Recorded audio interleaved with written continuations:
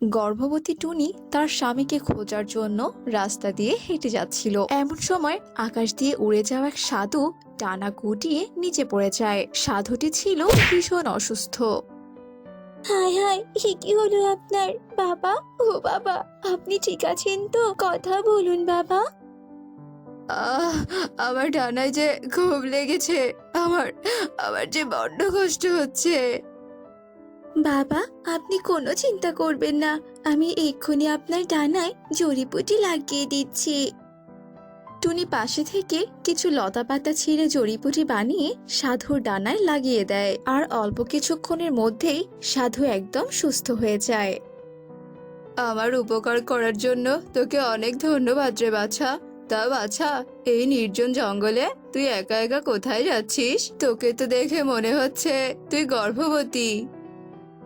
আমি আমার স্বামীকে খোঁজার জন্য এই জঙ্গলের পথে এসেছি সাধু বাবা, কিন্তু কিন্তু আমি ওকে কোথাও খুঁজে পাচ্ছি না। এদিকে এদিকে যে আমার ডিম দেওয়ার সময়ও প্রায় হয়ে এসেছে সাধু বাবা। তুই এ নিয়ে একদম চিন্তা করিস না বাছা।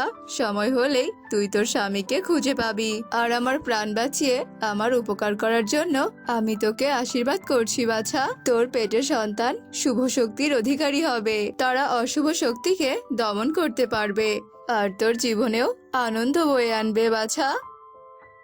এত ভালো আশীর্বাদ করার জন্য আপনাকে অনেক ধন্যবাদ সাধু বাবা, অনেক ধন্যবাদ।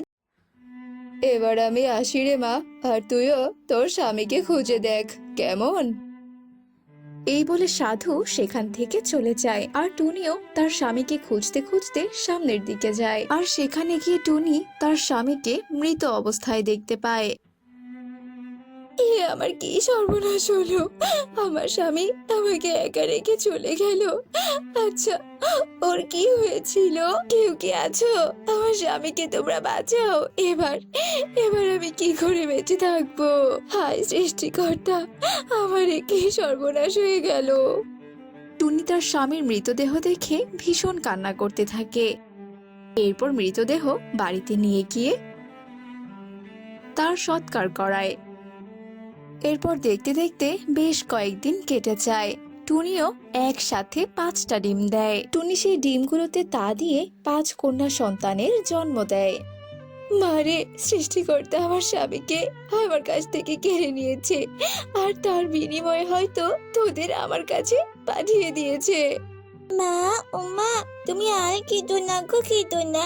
আমরা তো এখন চলে এসেছি, তোমার আর কোনো চিন্তা নেই, তুমি কেঁদো না। হ্যাঁ রে মা, তোদের পেয়ে আজ আমিও নিশ্চিন্ত।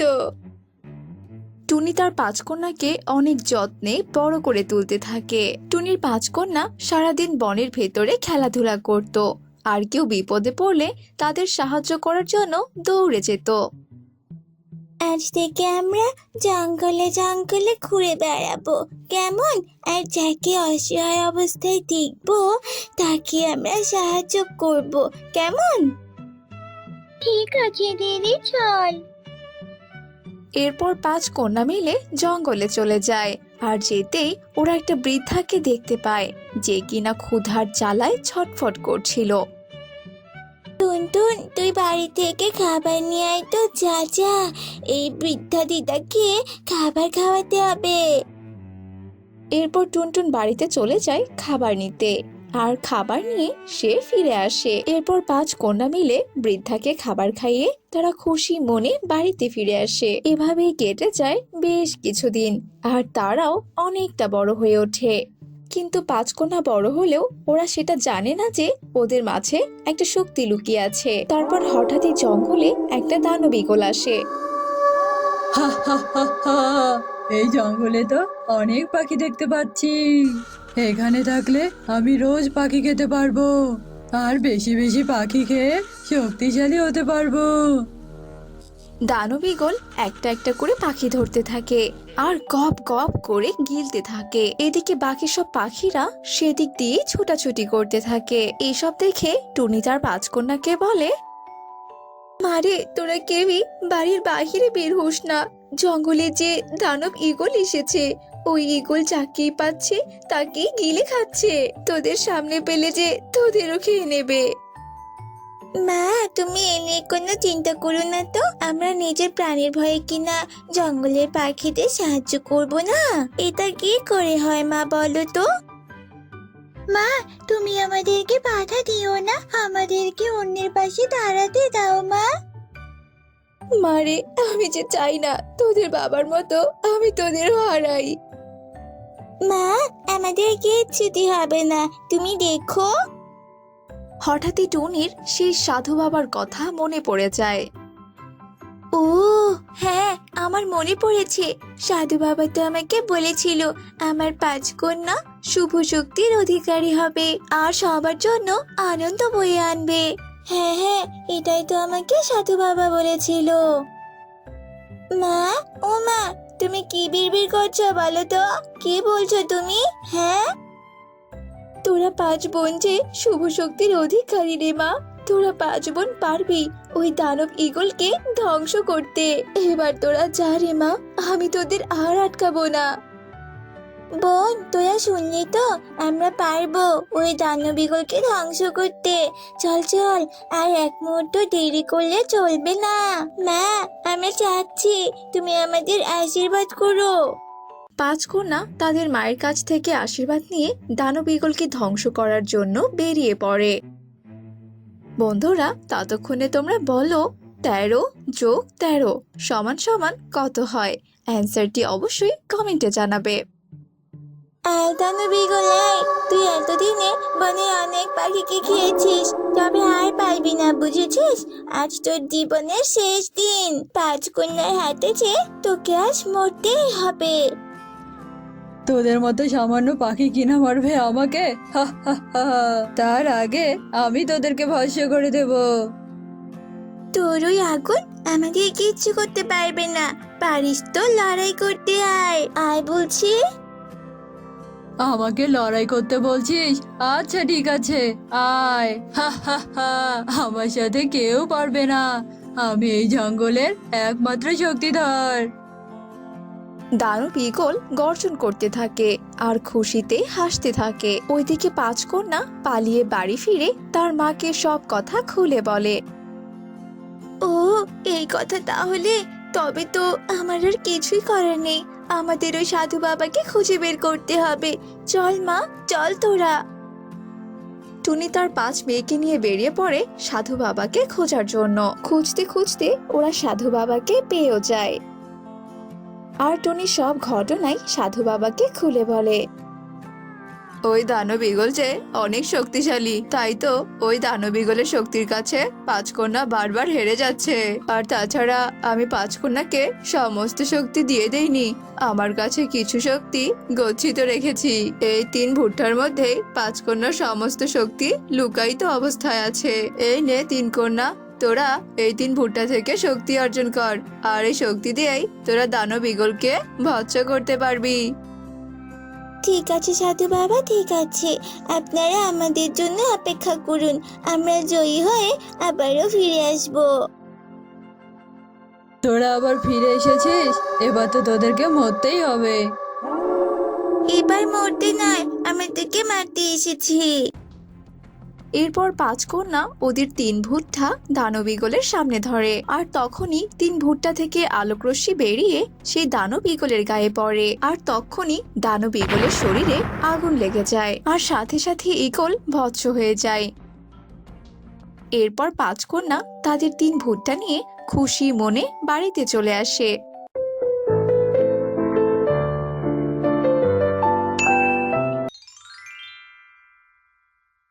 ফুলপুর গ্রামের পাশে এক বড় জঙ্গল ছিল। ওই জঙ্গলে টোনা আর টুনি নামে এক দম্পতি বাস করত। টোনা টুনির বিয়ে অনেক বছর হয়ে গেছে, কিন্তু টুনি কোনো ছানার জন্ম দিতে পারেনি।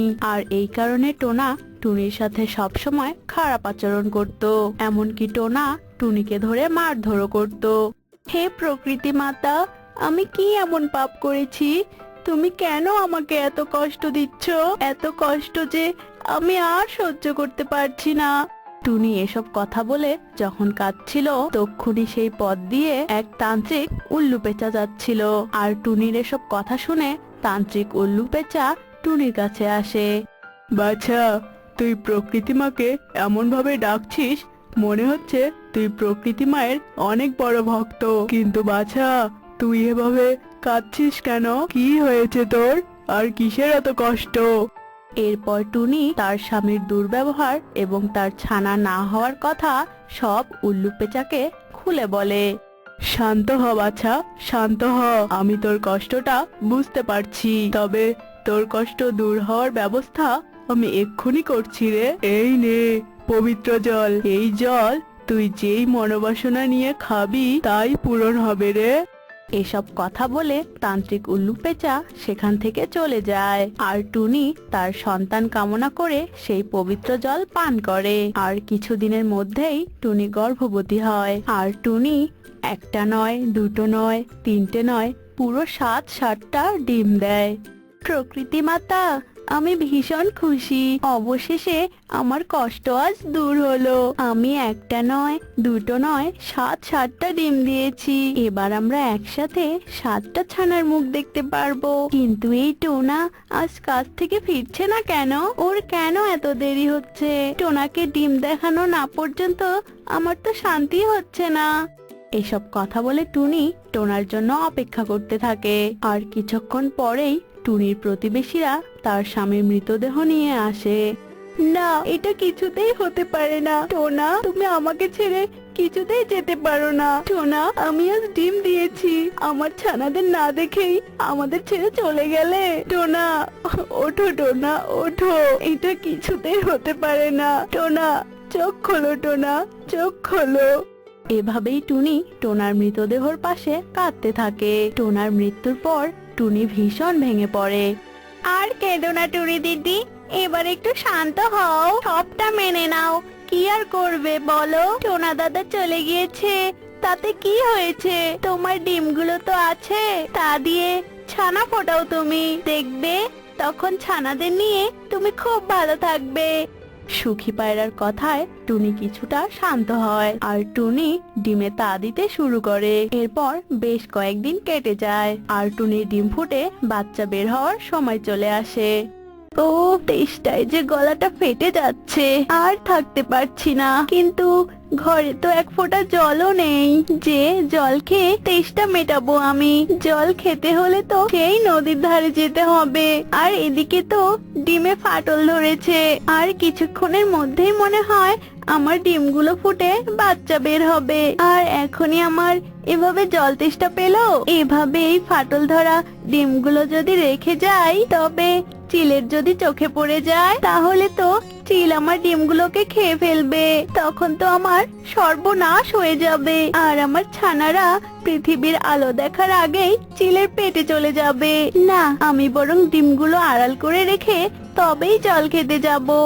এরপর টুনি বাসার খড়গুলো দিয়েই ডিমগুলো আড়াল করে রাখে। আর তারপর জল খেতে চলে যায়। টুনি নদীর ধারে নেমে জল খেতে থাকে। আর তক্ষুনি একটি দানবী ঈগল টুনিকে ছোঁ মেরে উড়ে নিয়ে যায়। কে কোথায় আছো? বাঁচাও, বাঁচাও আমায়, ছেড়ে দাও, ছেড়ে দাও আমায়। আমি যে আমার বাসায় গুরুত্বপূর্ণ কাজ ফেলে রেখে এসেছি। টুনি এভাবে অনেক চিৎকার করলেও কোনো কাজ হয় না। দানবী ওই ঈগল টুনিকে ওর গুহায় নিয়ে যায় আর আটকে রাখে। আহা, টুনি এত কাঁদিস না তো, আমি এক্ষুনি তোকে খাবো না, বুঝেছিস? আমি তো আজকের খাবার খেয়েই এসেছি, আমি তোকে কাল খাবো। আর এখন তো আমার বিশ্রাম নেওয়ার সময়, বুঝতে পেরেছিস? তাই এখন আর কান্নাকাটি না করে ঘুমিয়ে পড়। আমিও ঘুমিয়ে পড়ছি। এরপর দানবী ঈগল ঘুমিয়ে পড়ে। আর টুনি ঈগলের বাসায় বন্দী হয়ে যায় আর ভাবতে থাকে সে কি করে ঈগলের গুহা থেকে মুক্তি পাবে। এভাবেই সন্ধ্যা কেটে রাত নেমে আসে আর বৃষ্টি শুরু হয়। ধুর বাবা, এই ঝড় বৃষ্টির মধ্যে আমি এখন কোথায় যাই? এই তো চুরি করার জন্য জঙ্গলের পাখিরা আমাকে মারধর করে আমাকে তাড়িয়ে দিল। তাই তো বাধ্য হয়ে আমি এই জঙ্গলে এলাম। আর এই জঙ্গলে আসতে না আসতেই এত ঝড় বৃষ্টি শুরু হলো। এই রাতে এত ঝড় বৃষ্টির মধ্যে এখন আমি কোথায় আশ্রয় নেই? আরে ওই তো একটা পুরনো বাসা দেখা যাচ্ছে। দেখি তো ওখানে গিয়ে একটু আশ্রয় জোটে কিনা। এসব কথা চিন্তা করতে করতে শালিক টুনির বাসায় যায়। টুনির এমন খালি বাসা দেখে তো শালিক আরাম করে টুনির বাসায় বসে। যাক বাবা, বাসাটা কত সুন্দর ফাঁকা, এবার তাহলে আমি এখানেই শান্তিতে থাকতে পারবো। ও, মার খেয়ে খেয়ে শরীরটা আমার ভীষণ ব্যথা করছে, এখন আমি শান্তিতে একটু বিশ্রাম করি। এসব কথা বলে শালিক টুনির বাসায় বসে পড়ে আর ঝিমাতে থাকে। আর শালিকের শরীরের তাপে আর খড়কুটোর মাঝে থেকে 7টি ছানা বেরিয়ে আসে আর অনেক কিচিরমিচির করতে থাকে। আরে, এসব ছানা এখানে কোথা থেকে এলো? এরাও কি আমার মতো এই বাসায় আশ্রয় নিতে এসেছে নাকি? না, এদেরকে তো কিছুতেই এখানে আশ্রয় দেওয়া যাবে না। এত ছোট একটা ঘরে 7টা ছানা, এদের জায়গা দিতে গেলেই তো আমি শান্তিতে থাকতে পারবো না। না, আমি কিছুতেই এদের থাকতে দেব না। আর এসব কথা চিন্তা করতে করতে শালিক টুনির ছানাদের ঝড় বৃষ্টির রাতেই বাসা থেকে বের করে দেয়। আর এর কিছুক্ষণ পর টুনি ঈগলের বাসা থেকে পালিয়ে নিজের বাসায় চলে আসে। আরে আরে, আমার বাসায় তুমি কে? হ্যাঁ, আর তুমি যে আমার বাসায় আছো, তবে আমার ডিম কোথায়? হ্যাঁ, আমি ঈগলের কবল থেকে অনেক কষ্টে মুক্তি পেয়েছি। আর এই তো এখানেই তো আমার ডিমগুলো ছিল। কোথায় আমার ডিমগুলো? আর আমার ডিমগুলো থেকে তো বাচ্চা ফোটার সময় হয়ে গিয়েছিল। বলো, তুমি আমার ডিমগুলো কি করেছো? উফ, আপদগুলোকে তাড়ালাম, এখন আবার আরেক আপদ এসে জুটলো। এই, কি মিথ্যা কথা বলছো তুমি? এটা তোমার বাসা মানে? মিথ্যা কথা বলছো তুমি, তাই না? এটা আমার বাসা। শালিকের এসব কথায় কান্না দিয়ে টুনি ঘরের মধ্যে তার ডিমগুলোকে খুঁজতে থাকে। আর পুরো বাসা খুঁজেও টুনি তার ডিমগুলোকে দেখতে পায় না। হে প্রকৃতি মাতা, আমার ডিমগুলো কোথায় গেল? আর এই, তুমি আমার বাসায় কি করছো? হ্যাঁ, আর আমার ডিমগুলো কোথায়? জবাব দাও আমায়। আরে, কিসের ডিম? আর কার বাসা? তুমি মিথ্যা বলছো কেন? হ্যাঁ, এটা কিছুতেই তোমার বাসা হতে পারে না, বুঝেছো? এভাবেই টুনি আর শালিক অনেক তর্ক করতে থাকে। আর তর্ক করতে করতে ভোর হয়ে যায়। আর টুনির বাসায় এমন চেঁচামেচি শুনে সুখী পায়রা টুনির বাসায় আসে। আরে টুনি দিদি, এটা আবার কে? আর এত চিৎকার চেঁচামেচি করছো কেন? এরপর টুনি সুখী পায়রাকে সমস্ত ঘটনা খুলে বলে। আর এসব শুনে সুখী পায়রার সাথেও শালিকের ঝগড়া লেগে যায়। এরপর শালিক বাধ্য হয়ে সবটা বলে দেয়। বলে যে সেই তার 7 ছানাকে তাড়িয়ে দিয়েছে আর নিজেই বাসাটা দখল করেছে। তোমার কি দয়া মায়া বলতে কিচ্ছু নেই? হ্যাঁ, সদ্য ফোটা বাচ্চাদের তুমি এভাবে তাড়িয়ে দিয়েছো। তুমি আমায় ক্ষমা করো বোন, আমি বুঝতে পারিনি। চলো আমরা সবাই মিলে তোমার ছানাদেরকে খুঁজি। এরপর টুনি, শালিক, সুখী পায়রা মিলে টুনির ছানাদের খুঁজতে বের হয়। এদিকে টুনির ছানাগুলো এক গাছের নিচে বসে অনেক কান্নাকাটি করছিল। আর তক্ষুনি সেই দিক দিয়ে সেই উল্লুক তান্ত্রিক পেঁচা যাচ্ছিল। আরে সাতকন্যা, তোরা এখানে কি করছিস? আর আমার দৈব শক্তি তো বলছে তোরা সেই টুনির 7টি ছানা, তবে তোদের এই হাল কেন রে? এরপর টুনির ছোট্ট ছোট্ট 7টি ছানা শালিকের তাড়িয়ে দেওয়ার কথা সমস্ত ঘটনা খুলে বলে। ছানাদের এসব কথা শুনে তান্ত্রিক উল্লু পেঁচার মনে অনেক মায়া হয়। আর তান্ত্রিক উল্লু পেঁচা জাদু করে 7টি ঘর বানায়। আর 7 কন্যাকে 7টি ঘর বানিয়ে দিয়ে তান্ত্রিক উল্লু পেঁচা সেখান থেকে চলে যায়। আর তক্ষুনি শালিক, টুনি, সুখী পায়রা সেখানে চলে আসে। 7 ঘরে 7টি কন্যা? টুনি, এরাই হলো তোমার 7টি কন্যা, যাদের আমি বাসা থেকে সেদিন তাড়িয়ে দিয়েছিলাম। এরপর টুনি তার 7 ছানাকে ফিরে পেয়ে ভীষণ খুশি হয়। আর টুনি 7 ঘরে 7 ছানাকে নিয়ে অনেক সুখে শান্তিতে দিন কাটাতে থাকে।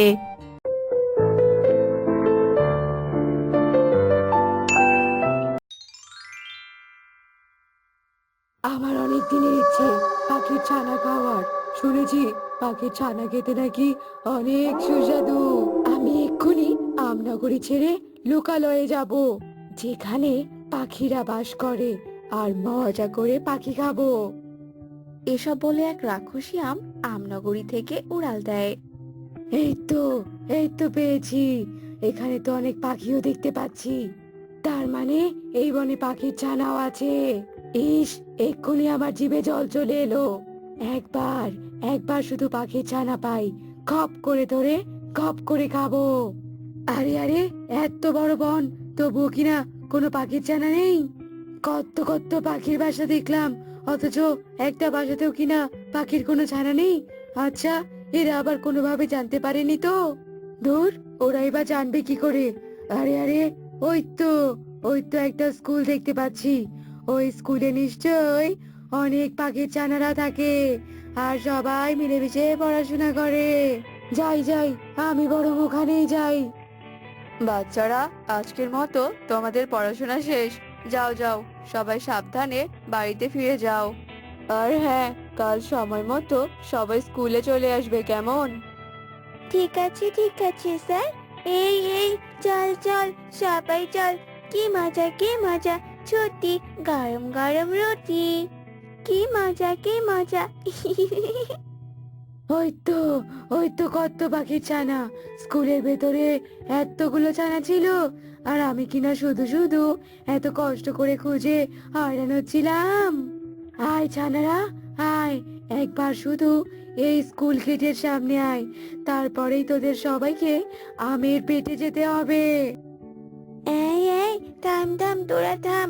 ওই দেখ, স্কুলের গেটের সামনে একটা আম। বাবা রে বাবা, এত বড় আম! আর আর আমটা দেখতে কত ভয়ঙ্কর। দেখ তোরা দেখ।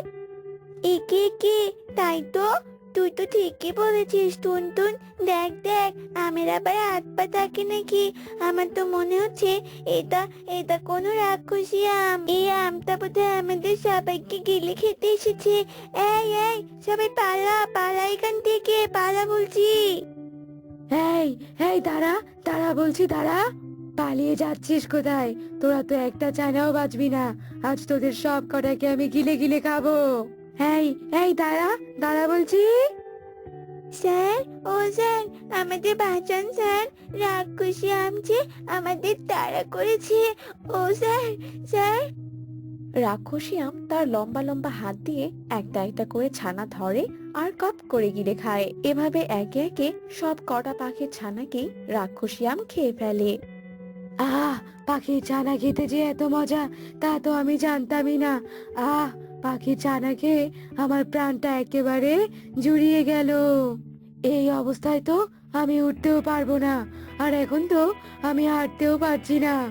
না, এবার আমাকে একটু বিশ্রাম নিতে হবে।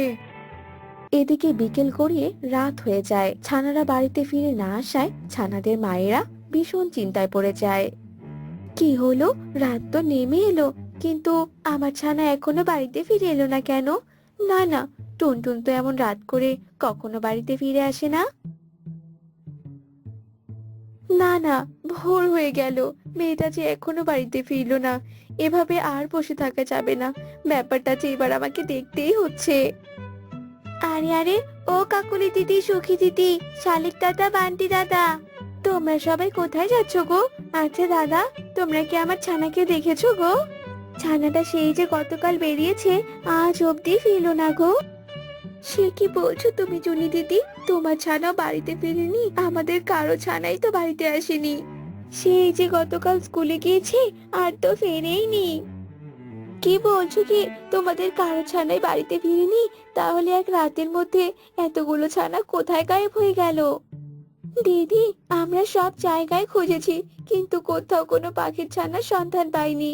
দিদি, চলো না একবার স্কুলে গিয়ে দেখি ওখানে কেউ আছে কিনা।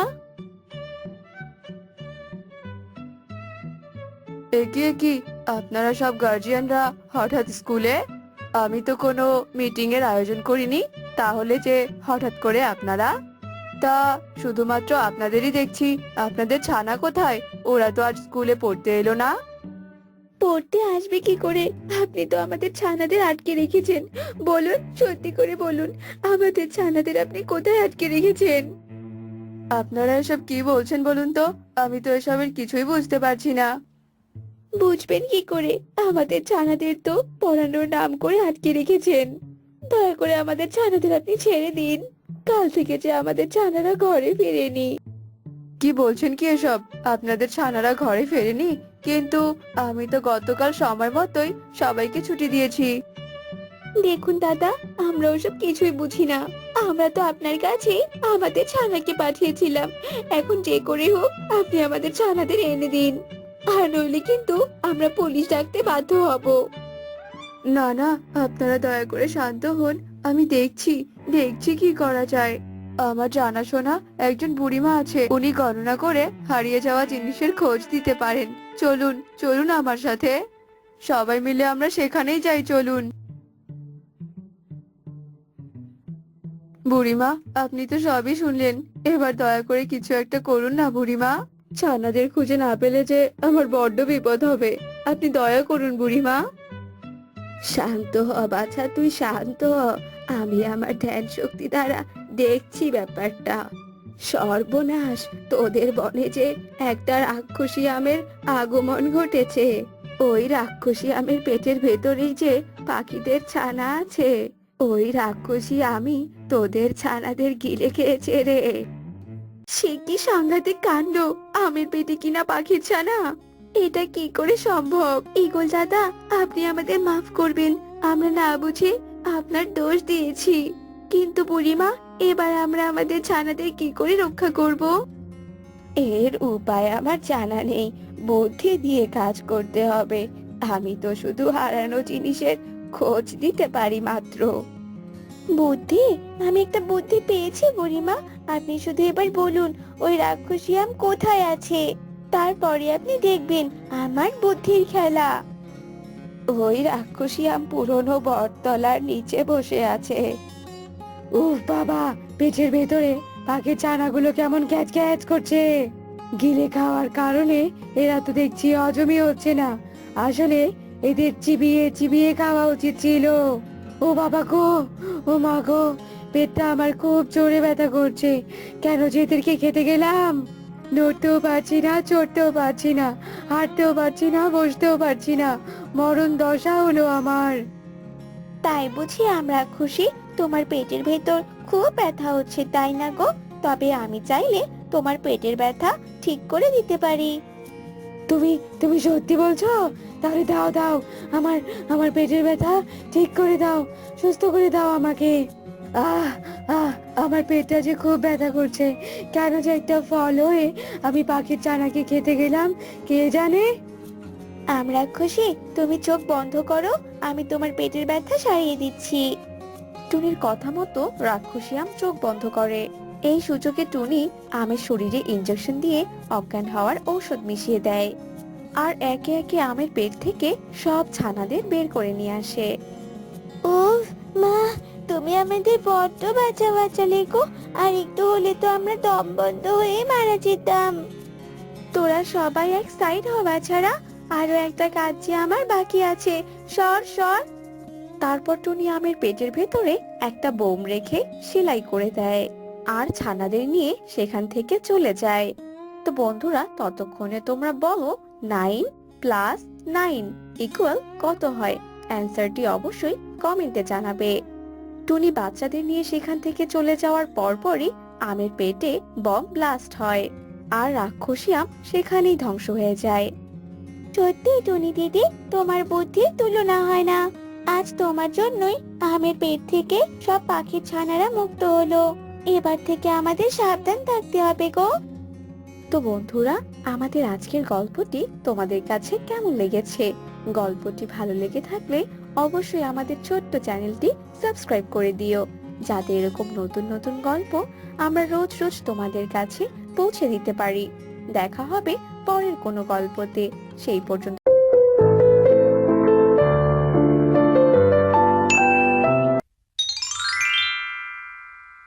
এই ভাঙা ঘরে থাকতে আমার আর ভালো লাগছে না। ওদিকে বর্ষাকালও ধেয়ে আসছে। না, আর বসে থাকলে চলবে না। কষ্ট করে হলেও আমাকে একটা নতুন বাড়ি বানাতেই হবে। কিন্তু কোন গাছে বাড়ি বানাবো? কোন গাছে? কোন গাছে? আরে, আমার তো আপেল গাছ আছে। আমি আপেল গাছেই বাড়ি বানাবো। যাই যাই, তাড়াতাড়ি বন থেকে কাঠ, খড় এসব নিয়ে আসি। টুনি কাঠখড় খুঁজতে থাকে। কিছুক্ষণ পর টুনি কাঠখড় নিয়ে এসে তার আপেল গাছে নতুন করে বাড়ি বানাতে থাকে। উফ বাবা, আজ বনে তো প্রচুর রোদ উঠেছে, ভীষণ পিপাসাও পেয়েছে। যাই, কুয়ো থেকে কলসে করে একটু পানি নিয়ে আসি। টুনি কলস নিয়ে কুয়োর দিকে উঠতে থাকে। আরে টুনি বোন, কুয়ো থেকে পানি আনতে যাচ্ছিস বুঝি?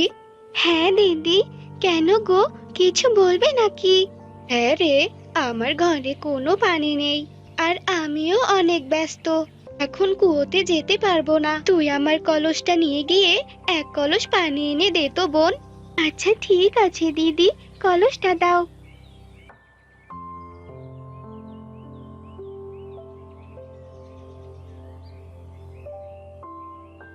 তুই অনেক ভালো রে টুনি, তোকে অনেক ধন্যবাদ। আমার কাজ করতে করতে তো তোর অনেক পিপাসাও পেয়েছে। টুনি আর কিছু না বলে কলস নিয়ে তার বাড়িতে চলে আসে। আর পানি খাওয়া শেষে সে আবারও কাজে লেগে পড়ে। এক পর্যায়ে অনেক কষ্ট করার পরে টুনির আপেল গাছে একটি বাড়ি তৈরি হয়। আরে বাহ টুনি, তোর কাজের হাত তো বেশ ভালো, বাড়িটা তো বেশ সুন্দর লাগছে। না না, বাড়ির রূপ দেখলে তো আর হবে না, কিছু তো খেতে হবে। যাই যাই, বন থেকে কিছু খাবার নিয়ে আসি। টুনি বনের দিকে উঠতে থাকে, আর এভাবেই বেশ কিছুদিন কেটে যায়। একদিন টিয়ে উঠতে উঠতে টুনির কাছে আসে। কি ব্যাপার টিয়ে দিদি, তোমাকে এত অস্থির দেখাচ্ছে কেন? আর তুমি হাঁপাচ্ছই বা কেন বলো তো? কিছু কি হয়েছে তোতা দাদার? বলো না গো দিদি। আমার কিছুই হয়নি রে টুনি, আসলে পাশের বন থেকে খবর এসেছে তোর রাজু মামা নাকি ভীষণ অসুস্থ, তোকে দেখতে চাচ্ছে। কি বললি দিদি, রাজু মামা অসুস্থ? আমি এক্ষুনি যাচ্ছি পাশের বনে। এরপর টিয়ে ওখান থেকে চলে যায়, আর টুনিও তার ঘরে তালা লাগিয়ে কণিকা ও যজ্ঞুর কাছে আসে। কি ব্যাপার টুনি, তুই কাঁদছিস কেন? কি হয়েছে তোর? দাদা, পাশের বনে আমার মামা থাকে, ওই মামা নাকি ভীষণ অসুস্থ। আমি মামাকেই দেখতে যাচ্ছি। আমি ফিরে আসা না পর্যন্ত তোমরা আমার বাসাটা একটু দেখে রেখো গো।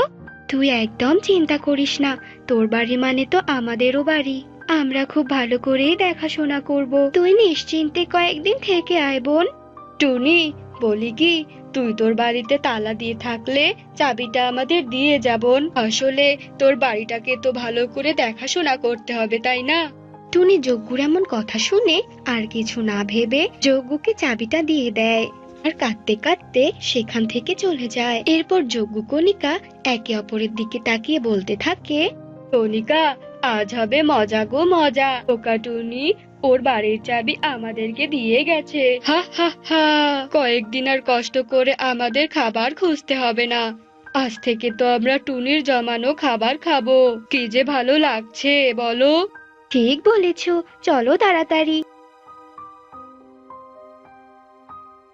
যজ্ঞ, ওই দেখো আলমারিতে শস্যদানা সাজানো। চলো চলো, শস্যদানা খেতে শুরু করি।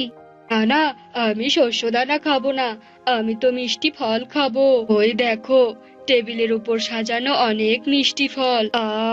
কতদিন হলো মিষ্টি ফল খাই না, আজ পেট ভরে খাবো। কণিকা শস্যদানা আর যজ্ঞ ফল খেতে থাকে। কি যে শান্তি। এখন যাই, টুনির মেকআপ নিয়ে একটু সাজুগুজু করি, কতদিন হলো ভালো করে সাজি না।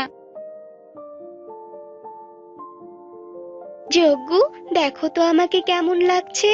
আরে বউ, তোমাকে তো একদম ললিতার মতো লাগছে। এমন সুন্দর তোমাকে বিয়ের দিনও লাগেনি, সত্যি বলছি।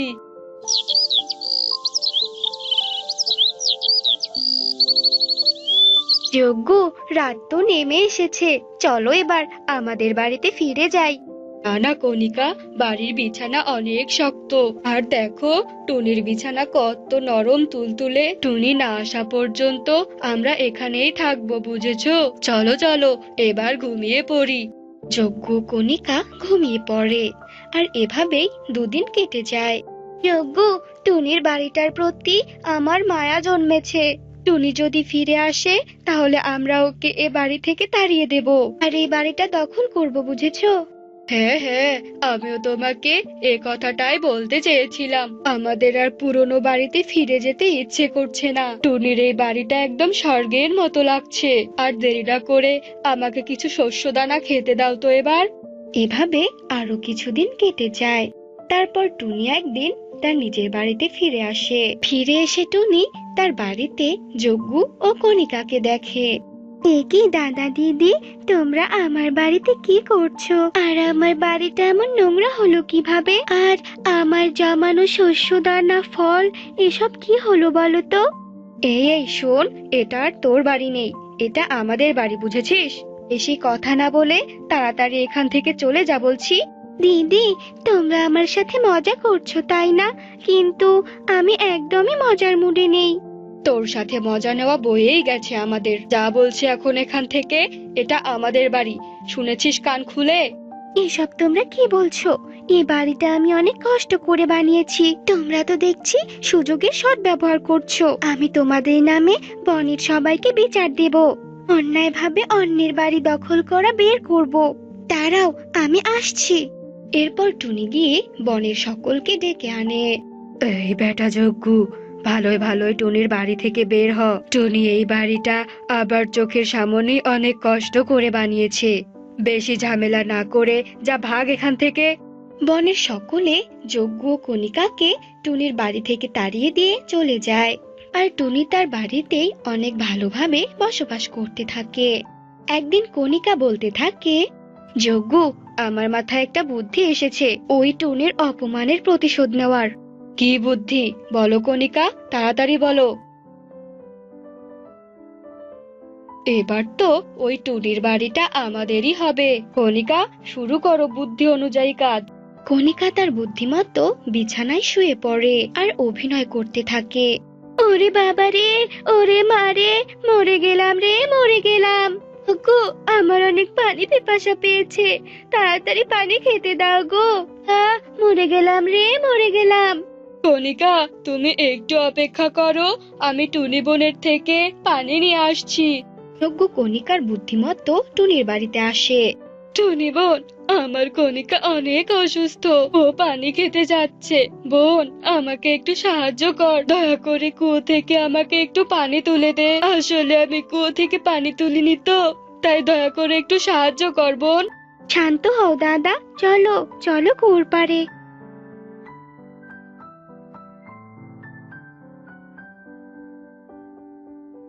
ওরে বাবা রে, ডুবে গেলাম রে, ডুবে গেলাম। টুনি বোন, বাঁচা, বাঁচা আমাকে তুই।